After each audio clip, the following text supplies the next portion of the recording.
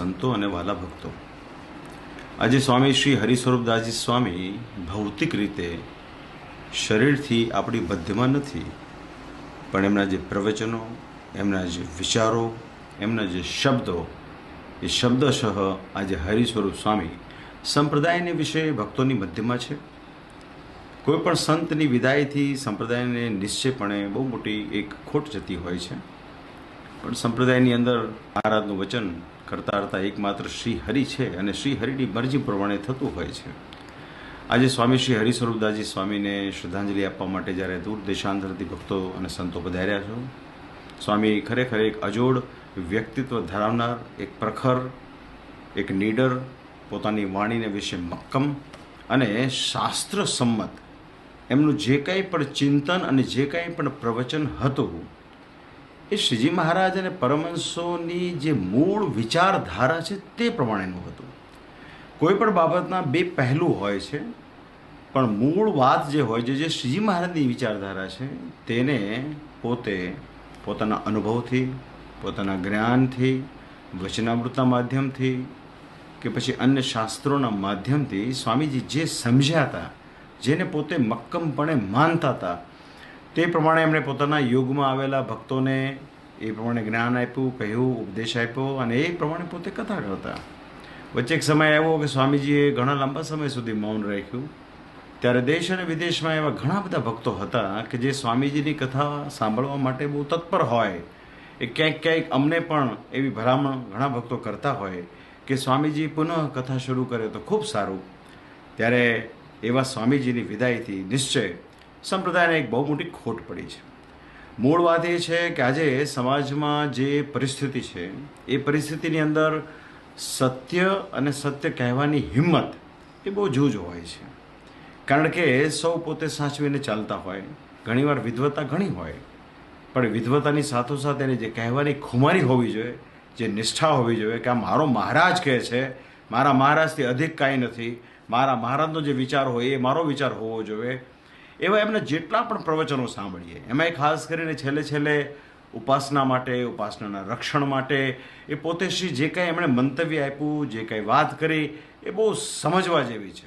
એ ન કેવળ મૂળ શ્રી સ્વામિનારાયણ સંપ્રદાય, બેદેશ ગાદી, એના સંતો ભક્તોએ સમજવા જેવી છે, પણ જે લોકો ખરેખર સ્વામિનારાયણ ભગવાનની કંઠી પહેરતા હોય, સ્વામિનારાયણ ભગવાનને માનતા હોય, એને અનુસરતા હોય, એ પછી કોઈ પણ પંથના હોય, એ તમામે સ્વામી શ્રી હરિસ્વરૂપદાસજી સ્વામીની કથા અને એમના જે કહેલા ચોટદાર પ્રવચનો છે એને અવશ્યપણે સાંભળવા જોઈએ, એનું મનન કરવું જોઈએ, એનો વિચાર કરવો જોઈએ અને જીવનમાં એનું આચરણ કરવું જોઈએ.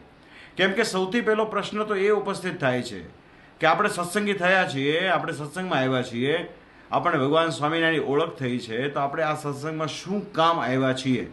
ભગવાનનો રાજીપો પ્રાપ્ત કરવા માટે આવ્યા છીએ કે પછી પોતાની રીતે વ્યક્તિગત આ લોકની જે કાંઈ આકાંક્ષાઓ હોય એને પ્રાપ્ત કરવા આવ્યા છીએ? આ એક બહુ મોટો પ્રશ્ન છે.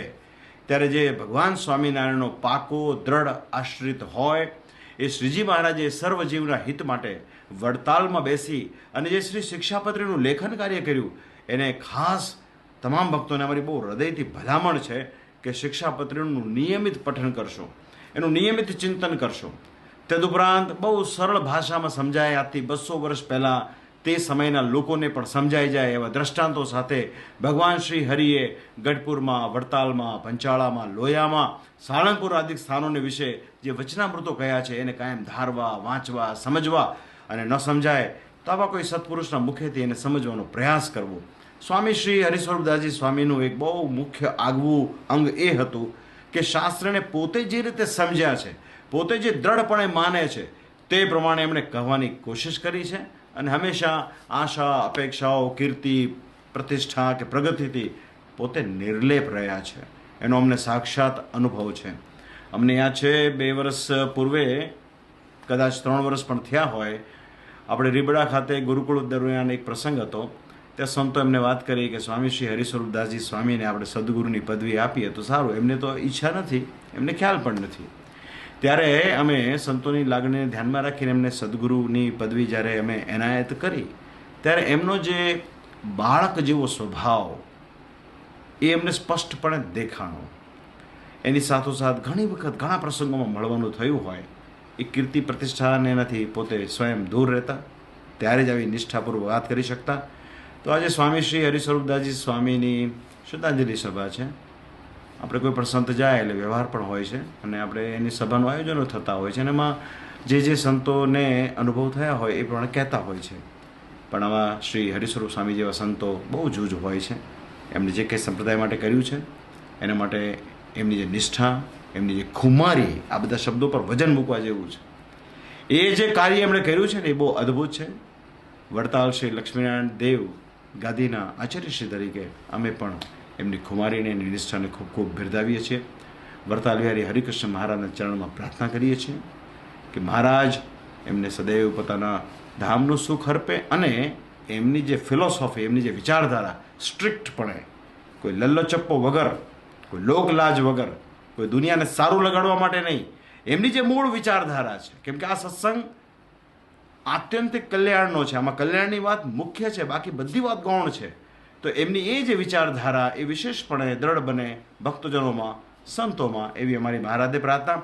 શ્રી હરિ ઉપસ્થિત તમામ સંતો અને ભક્તોને ખૂબ એમનું મંગળ કરે. આપ સૌ દ્વારા પણ સત્સંગની નિયમિતપણે સેવાઓ થતી રહે એવી વડતાલ વિહારી હરિકૃષ્ણ મહારાજના ચરણમાં પ્રાર્થનાની સાથે ઉપસ્થિત તમામ સંતો અને ભક્તોને અમારા ભાવથી જય સ્વામિનારાયણ.